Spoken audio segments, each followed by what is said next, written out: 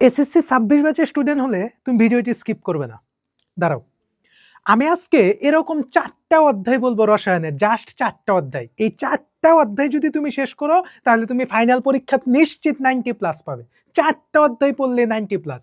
আমি অনেক অ্যানালাইসিস করেছি, যারা অনেক ভয় পাচ্ছ যে হচ্ছে আমি কিভাবে রসায়নে A+ পাবো, তাদেরকে আমি চ্যালেঞ্জ করেছি যে মাত্র 4টা অধ্যায় পড়লে তুমি রসায়নে 90+ পাবা। শুধু A+ না, মাত্র A+ না, 90+। দেখো কোন 4টা অধ্যায়।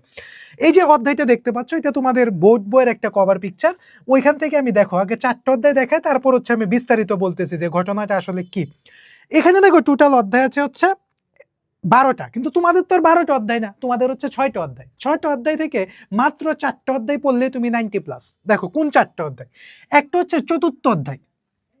চতুর্থ অধ্যায় তোমাকে পড়তেই হবে, কারণ চতুর্থ অধ্যায় তুমি যদি এখন না পড়ো তাহলে তুমি ভবিষ্যতে এটার উপরে মানে যদি সায়েন্স নিয়ে পড়ো তোমাকে ব্যাপক প্রবলেমে পড়তে হবে। অনেকে কি করে চতুর্থ অধ্যায় দেখছি বাদ দিতে বলতেছে। চতুর্থ অধ্যায় বাদ দেওয়া যাবেই না, কোনোভাবেই না। চতুর্থ অধ্যায় থেকে তুমি কি পড়বা, আমার কথাগুলি শোনো, সামনে একটা খাতা নাও এবং এটা নোট করো। চতুর্থ অধ্যায় থেকে তোমাকে বেশি কিছু পড়তে হবে না। তুমি হচ্ছে চতুর্থ অধ্যায় থেকে 2টা জিনিস খুব ভালোভাবে পড়বা।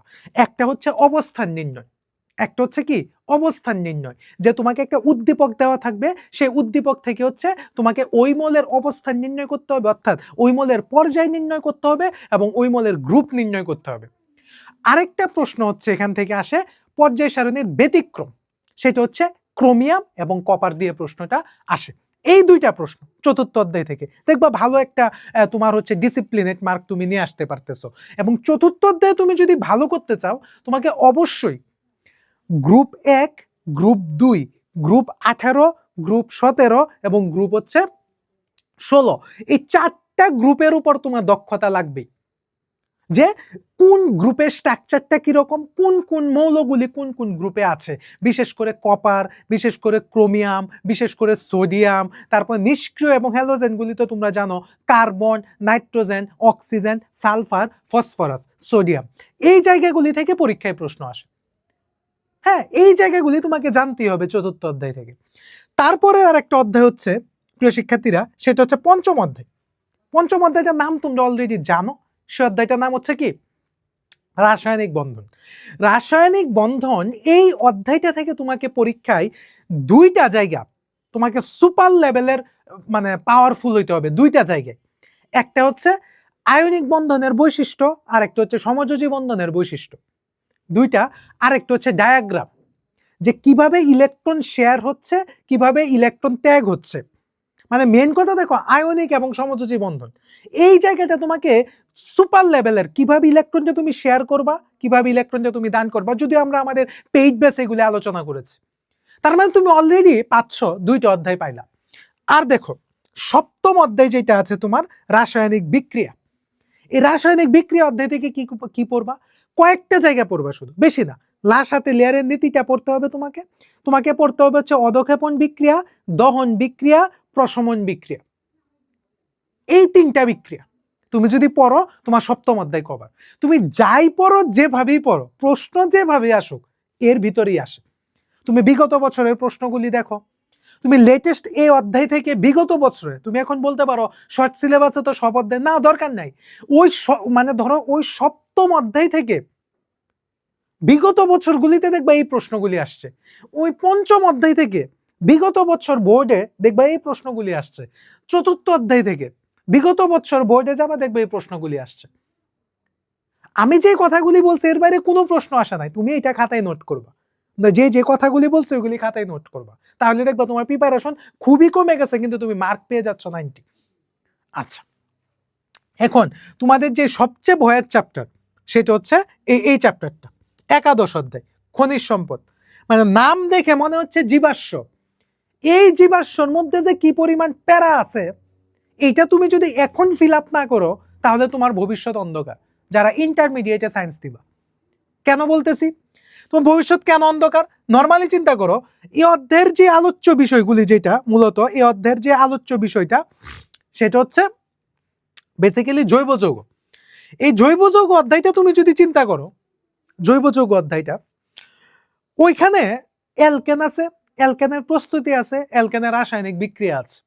অ্যালকিন আছে, অ্যালকিনের প্রস্তুতি আছে এবং অসম্পৃক্ততার একটা পরীক্ষা আছে। যদিও পরীক্ষাটা ডিরেক্টলি লেখা নাই যেটা অসম্পৃক্ততার পরীক্ষা, কিন্তু তোমরা যখন ইন্টারমিডিয়েটে উঠবা তখন এইটা স্পেসিফাই করে দেওয়া অসম্পৃক্ততার পরীক্ষা। কিন্তু তুমি যদি বিগত বছরে টেস্ট পরীক্ষার প্রশ্ন, প্রি টেস্ট পরীক্ষার প্রশ্ন এবং যদি বোর্ড পরীক্ষার প্রশ্নটা তুমি দেখবা এই অসম্পৃক্ততার পরীক্ষা দিয়ে বহুত প্রশ্ন পরীক্ষায় আসছে, বিভিন্নভাবে ইনায়া বিনায়া প্রশ্ন করেছে। এবং অ্যালকাইনের প্রস্তুতি, তারপর হচ্ছে তোমার পলিমার। এই তিনটা জায়গা, একটা হচ্ছে অ্যালকিনের প্রস্তুতি, অ্যালকিনের রাসায়নিক বিক্রিয়া, অ্যালকাইনের প্রস্তুতি, অ্যালকাইনের রাসায়নিক বিক্রিয়া, অসম্পৃক্ততার পরীক্ষা এবং হচ্ছে পলিমার। এই চারটা টপিক। অর্থাৎ তুমি চারটা অধ্যায় থেকে তুমি যদি আমি যে কথাগুলি বলেছি এই অনুযায়ী যদি তুমি প্রিপারেশন নাও তাহলে তুমি নিশ্চিত 90+ পাবা, নিশ্চিত। এখন তুমি পড়বা কিভাবে এই চারটা অধ্যায়? তুমি প্রথম চিন্তা করো যে আমার দরকার তো হচ্ছে A+।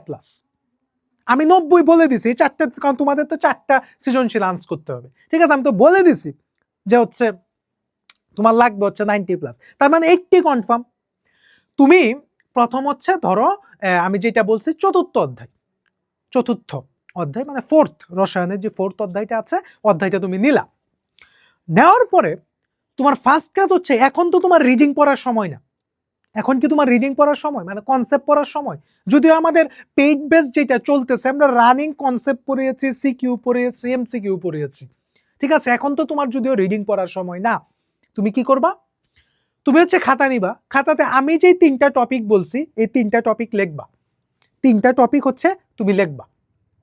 লেখার পরে হচ্ছে তুমি ওই টপিক থেকে বিগত বছরে কি কি সৃজনশীল আসছে, তুমি বেশি না মানে 2টা করে সৃজনশীল লিখবা, 2টা করে সৃজনশীল, যে এই টপিক থেকে বিগত বছরে 2টা সৃজনশীল আসছে। দেখবা কমন টাইপ কয়টা আছে।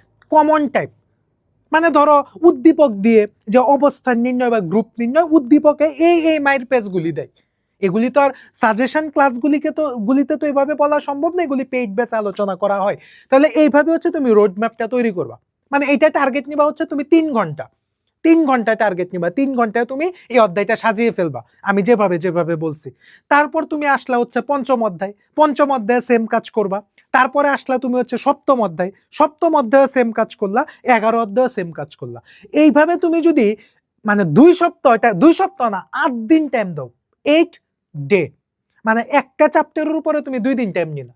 প্রথম দিন হচ্ছে তুমি খাতার মধ্যে এগুলি নোট করলা যে স্যার এগুলি বলছে, ভালো কথা। তারপরের দিন ওইটা তুমি রিভাইজ দিলা, এমসিকিউ গুলি সলভ করলা। মানে একটা অধ্যায়ে তুমি যদি 2 দিন করে টাইম দাও তাহলে 4টা অধ্যায় কয় দিন টাইম? 8 দিন টাইম। এই 8 দিন তুমি যদি টাইম দাও রসায়নে তুমি 90+ পাবা। আমার উপর বিশ্বাস রাখো, আমি অ্যানালাইসিস করেই বলেছি এগুলি। জাস্ট 8 দিন। আশা করি এই ভিডিওটা তোমরা যেসব স্টুডেন্টরা ভয় পাচ্ছে যে আমি কিভাবে রসায়নে A+ পাবো, তাদের কাছে হচ্ছে এই ভিডিওটা পৌঁছে দাও।